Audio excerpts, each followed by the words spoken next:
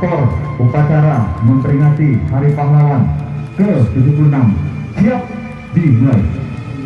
Lanjutkan.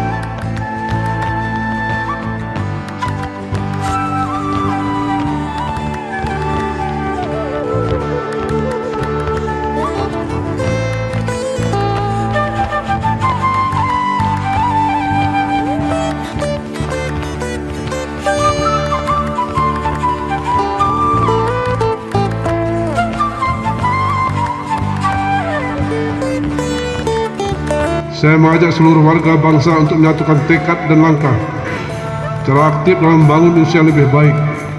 Semoga Allah Subhanahu Wa Taala, Tuhan Yang Maha Esa, senantiasa melindungi dan meridai kita semua dalam mewujudkan cita-cita para pahlawan. Kobarkan semangat, tekad dan keyakinan para pahlawan. Jadikanlah pahlawan sebagai inspirasi di setiap langkah kehidupan kita. Amin ya Rabbal Alamin. Selamat Hari Pahlawan tahun 2021.